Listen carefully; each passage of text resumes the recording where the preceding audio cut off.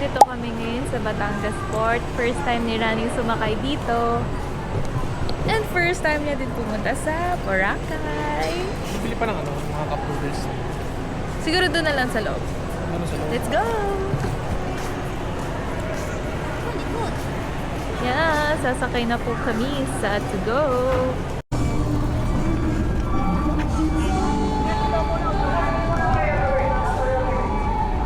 Sakay na kami ni Rani. Masakay na ako sa lito. Oo nga, pero first time mo mag-Bora. Good evening po. Good evening po.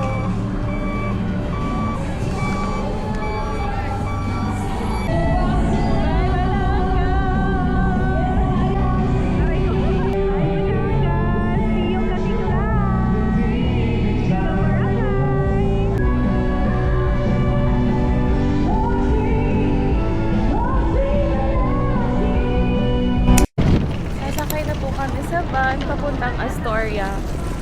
Kararating lang namin sa Jetty Port, Caticlan. Roro Pasig. Ang maganda kasi sa aming hotel, pag pumunta ka sa hotel na yon, meron nang kasamang papunta sa Astoria. Sasakay muna tayo ng bus. Sorry po. Wow.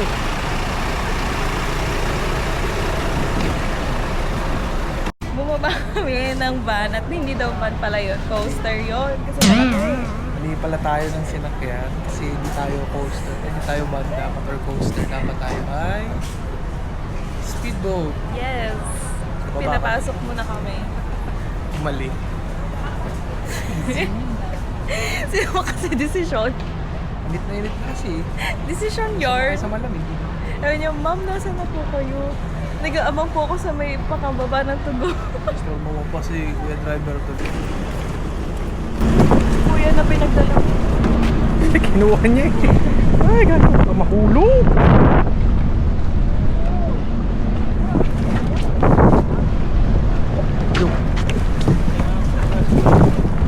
Enjoy po kayo, Master. Thank you po. Thank you po, sir. Sir, ma'am, watch your step. Sir, good morning. Morning po. Watch your step, sir. Thank you. Yes, sakay agad, diretso, papuntang Bora. Pupunta na po kami ngayong Boracay, sakay sa speedboat. Doon kami sumakay sa Tugo. Ayan. Okay, sakay? Grabe. Kami lang dalawa, parang si Rem. Sino mo? Wala yun. Kano rent mo? Libre.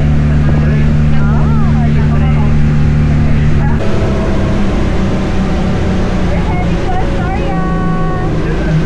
Dito na! Ganda ng tubig! Ganda ng tubig ah. Ayan, nakababa na kami. So ngayon, ito na talaga, sasakay na kami ng van. Sasakay na. Ano tayo? Kasi kapag nandun ka sa maiikot pa ang layo. Oo. Sinasabi. Pero ang bilis lang yung speed ko. Sasakay na kami ng van. Ano ba usually ang oras na mga pag-plane dumadating dito sa Astoria? Magsabay ng mga flight mo. Pagdating dito, mga isang flight magdan. Ano? 11, 1, hanggang 2, yun, ang last flight. Ang 4, yun lang. Kung magdamo ang lokal nga sa sa tabi, sa ng mainland, yun lang. Ano na kasi yun? Magte-12 na.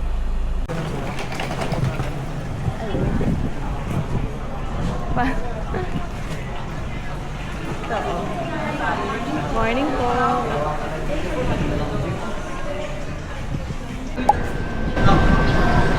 Dito sa hotel na to, pag pumunta kayo, meron kayo refreshments kasi mamaya pang 2 to 4 p.m. yung standard check-in nila. You know, tapos meron din sila puto bibingka. So yung room namin is 323. Yan.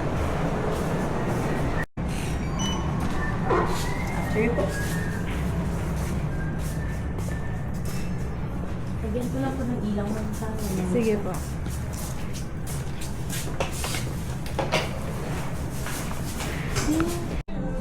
So this is our room sa Astoria. This is the deluxe room. So let's see.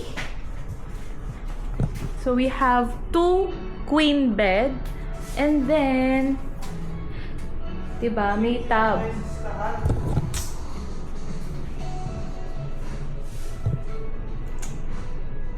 Okay, change outfit na kami. E-explore naman namin ngayon ang Boracay. Maghahanap kami kung saan kami magka-cafe at saka kakain. Let's go!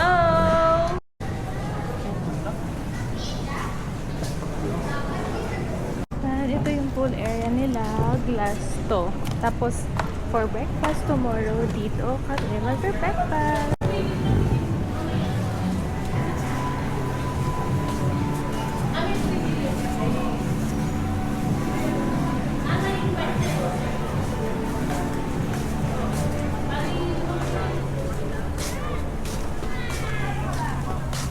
So, very beautiful. Ganda oh. So, ito yung lagi namin pinuputahan, babe, nung bata kami. Lino ng tubig. Linaw. Mamaya madaming tao dito. Dapat kasi pumunta muna sila sa room nila kasi mainit. Pero kami enjoy lang. Sige lang, mangitim lang, mangitim lang. Kita ko lang sa TikTok dito sila dumadaan. Dito, no? Nakita si Miss, maraming nag-uusap sila. Ma'am, para sailing po. Ma'am, ganito. Bilangin mo na nakailan. Dalawa na nagtanong sa'yo. Sinasabi.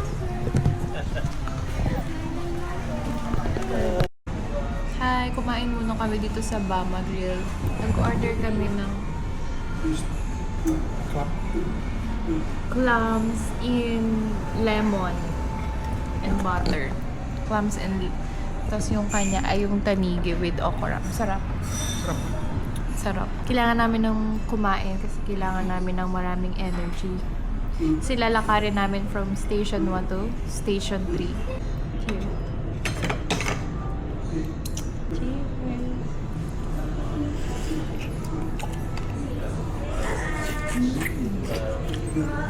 Sarap. Sarap ako. Mas laki pa.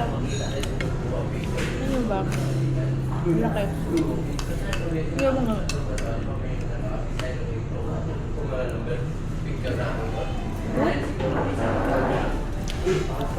Yan, parang dumamis. Wow! Ano to? Probinsya. Ito yung una naming mama here sa Boracay, yung Mango Mama, and I will rate it ng 10 out of 10. Meron siyang kakanin sa ilalim kasi tapos may top siya na ice cream, sobrang daming mango, tapos may latik pa. Super yummy, so para siyang elevated na Filipino version ng mango sticky rice.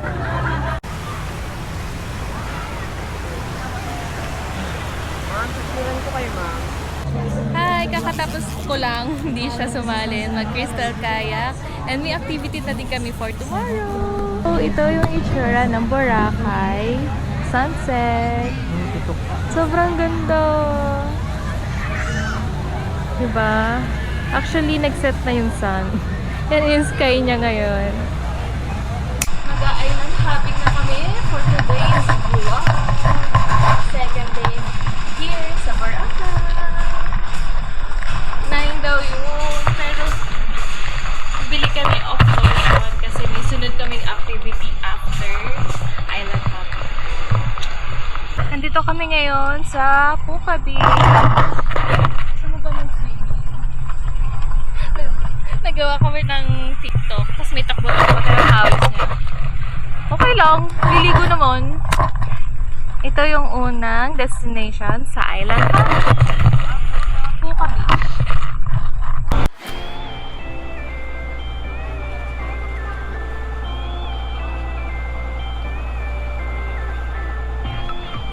$25 isa. Ganun din sa atin, diba?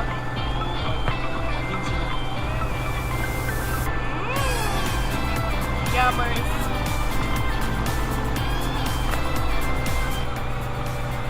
Dito daw yung Station Zero. Dito sa Station Zero sa Boracay, hindi siya gaya ng Station 1 to 3 na maraming tao at establishment. Ito yung mas exclusive, tahimik at luxury side ng Boracay.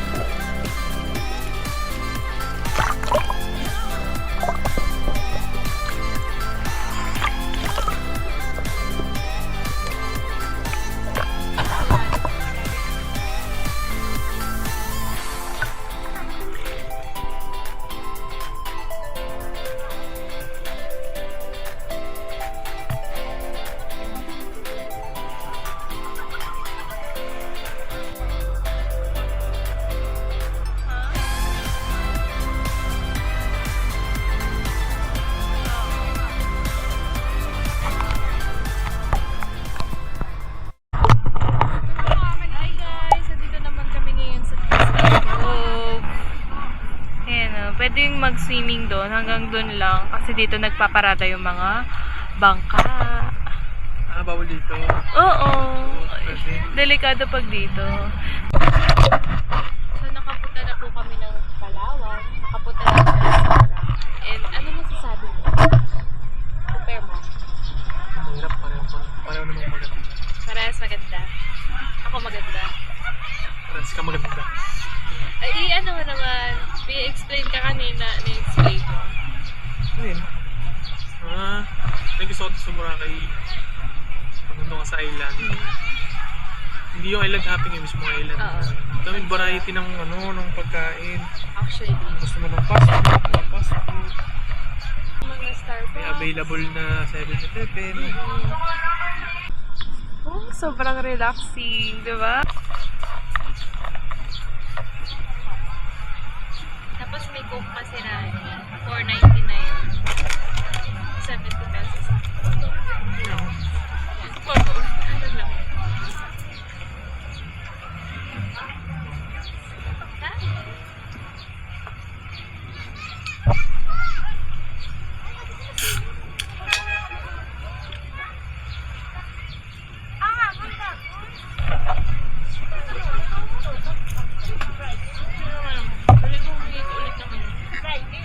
Dami yan sila lalim.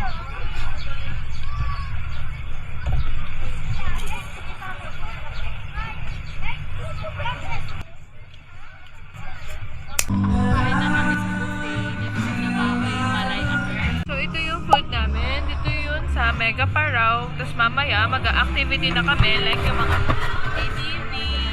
Maliligo din kami sa lutuan. Lutuan! Tapos ano pa gagawin? Skybike. Ganda dito. Very province. Skydive. Tapos pwede din maligo doon, sa ilog doon. Ayos na din. This is my first time. Nakapag-mura kami pero hindi kami nagaganito. Kain. So ito yung Mega Parao, Boracay. Madaming activities like yung kayak. Tapos meron ding ATV. Yan. Tapos may big slide. Ay, big swing. Diba? May Superman zipline. Yan, sasakay na po siya sa ATV. Hindi mo na kailangan magbalas dyan. Hindi ako marunong. Ay, After nga namin kumain, diretsong ATV ride na agad kami. First time namin parehas gawin tong ATV na to kaya sobrang exciting yung araw na to. Dito sa ATV, akala ko madali lang siya. Pero iba pa rin pag nandun ka na mismo. Nung una, medyo nangangapa pa kami kasi syempre first time namin parehas eh. Hindi na namin alam kung ano talagang i-expect. Pag start pa lang ng ride, ramdam ko na agad yung adventure. Habang umaandar, iba yung excitement, lalo na yung mga part, yung medyo rough yung daan. Tapos yung hangin habang umaandar ka, grabe, dagdag vibes talaga. Lalo na at andito kami sa Boracay. Ang saya rin kasi hindi lang siya simpleng ride. Yung experience ba mismo namin na ma-enjoy yung araw na to. Yung moments namin, tumatawa kami habang nagdadrive, sobrang fun niya lang gawin. Lalo na pagkasama niyo yung mga partner nyo or yung family or friends nyo.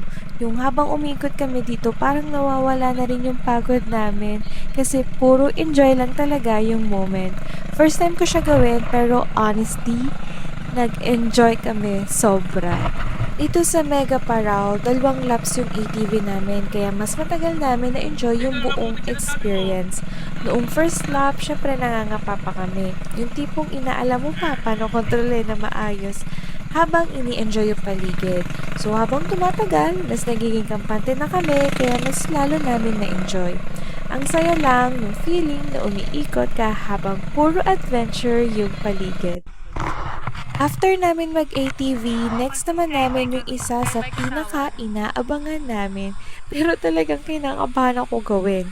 Ito yung skybike. So sa totoo lang, mas kinakabahan ako dito kaysa sa ATV kasi ang taas talaga siya.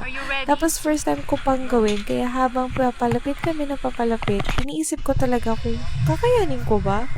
So pagdating namin doon, nakita namin agad yung bike na pang 2 tao, tapos nasa taas talaga siya. Parang gusto kong umatras, pero syempre, andito na kami. Kaya itutuloy ko na. Nung una, sobrang kabado ako.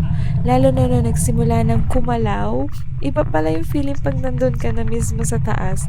Pero habang tumatagal, unti-unti ko rin siyang na-enjoy. So habang nagpepedal kami ni Rani, sobrang worth it ito nung view. Kita mo yung buong paligid tapos kitang-kita rin yung mga activities sa baba. May mga nagkakayak, meron nandun sa pool area, tapos ang dami rin nag-enjoy sa iba't ibang activities. Parang ang saya lang tingnan lahat mula sa taas. Yung tipong kahit kinakabahan ka, mapapatingin ka pa rin sa paligid kasi sobrang ganda. Ang gusto ko rin dito, hindi lang siya adventure activity. Parang relaxed din siya habang ini-enjoy mo yung view at yung moment. Tapos syempre, perfect rin siya for pictures, videos, kasi sobrang ganda talaga ng background kahit saan ka tumingin. First time ko to gawin, yung skybike, at kahit sobrang kinakabahan ako, super na-enjoy ko siya. Isa talaga siya sa experience na masaya balik-balikan at worth it dito sa Boracay. Yan guys, ito yung tsura ng sunset. Kami nakapag-video kasi nag-picture-picture ako. Tsaka si Rani. Yan. Ito yung tsura ng Boracay sa gabi. And hinahunting namin yung isang ube mama. Kasi pala dito sa Bora, ang flavor, nakadepende sa lugar, di ba? Hindi yung pag pumunta ka sa isang mango mama, nandun yung ibang flavor. Hindi, mango lang yun. Hahanapin mo yung iba't ibang flavor. So ngayon, hinahating namin yung ube mama. And then tomorrow, mag-coco mama naman kami. Wow, na para bang endorser. Ito yung tsura ng Bora sa gabi. Buhay na buhay ang gabi dito sa Boracay.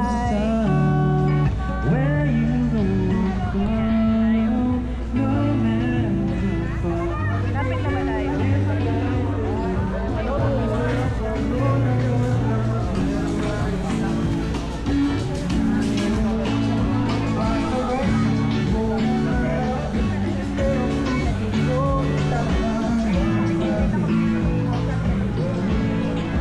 Are you enjoying? Naunang dessert. Oo nga no. Wala ang dessert bago mag-buffet. Sira ang diet. Ayan, ano? Gulay-gulay. Palm trees. Coconut trees.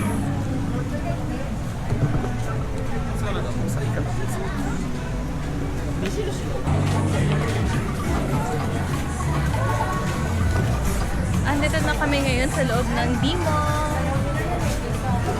Ngayon hahanapin namin kung nasaan ang ube mama. Ganda diba? Ang ganda ng Dimo pag Ayan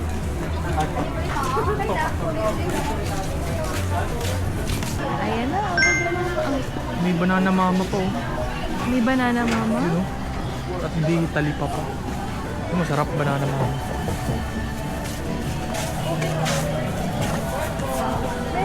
Ano lang, coco. Banana coco.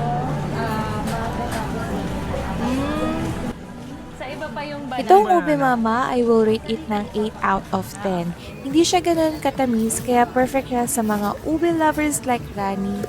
Ice cream muna siya, then top with cornflakes, may bilo-bilo, tapos ube halaya, aka buhok ni Barney daw. Back again sa aming hotel.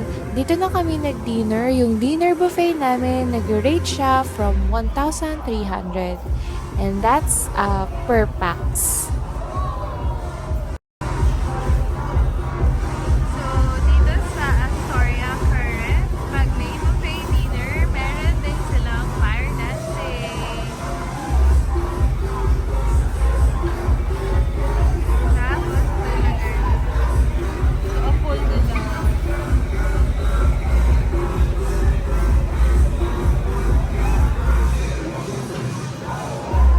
Hi guys! Last day in Boracay! So for today's vlog, check natin yung breakfast. And after that, mag-content tayo ng konti by the beach, enjoy yung ocean, enjoy yung waves. And then, syempre, pupunta tayo sa Coco Mama. Nag-hunting kami lahat ng mamas. Let's go to the breakfast area. So, ito loob ng aming hotel. Sa morning. Ito kami ngayon sa Astoria Current Station 3.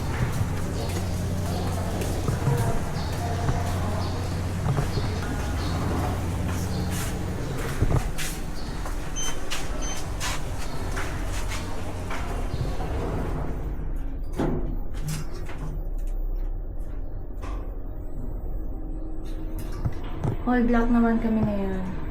First day brown, second day blue, ngayon black naman. Ah! Thankful na nakatira kami ngayon sa tropical country and we get to experience this and buy it for affordable price. Good morning, Boracay!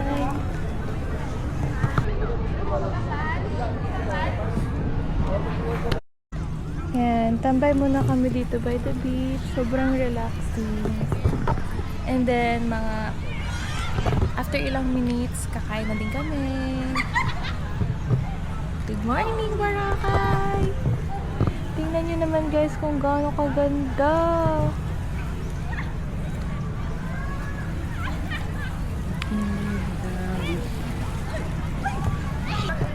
So, habang nagko-content ako, gumagawa na affiliate.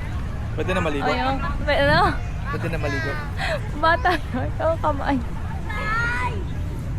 Ano to? Heart. Ano?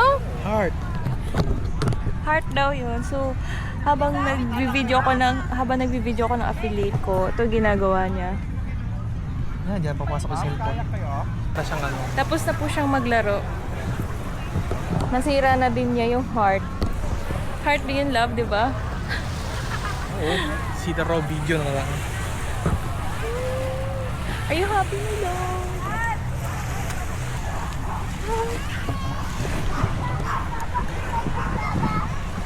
Tingnan niyo kung gaano ka-clear yung tubig dito sa Bora.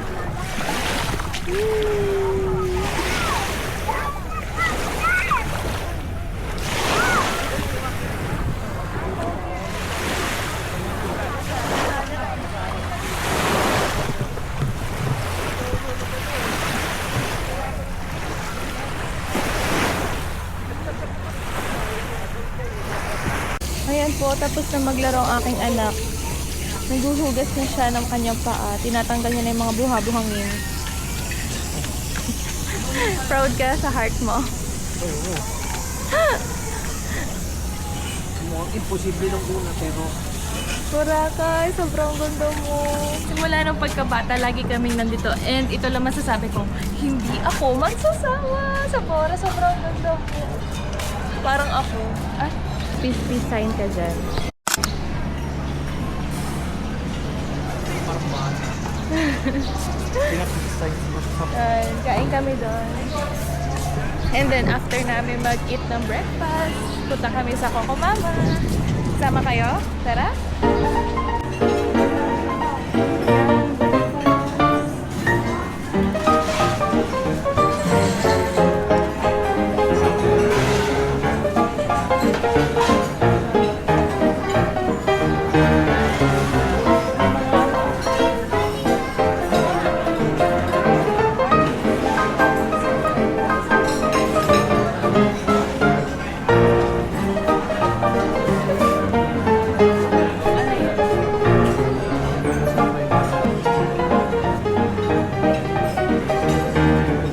Kumuha na ako ng food ko. Si Rani naman kumukuha ngayon. And ito yung view sa Astoria Lobby.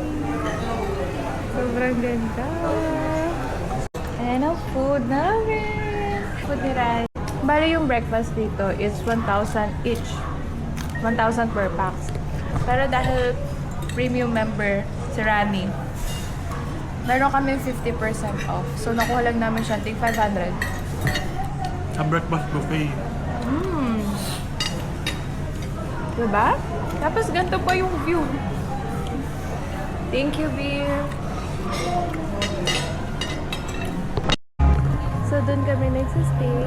And, yun lang yung Coco Mama. Turo mo, Beer. Yun, green. Yan. Tara, mag-Coco Mama. Yun na yung green na yun.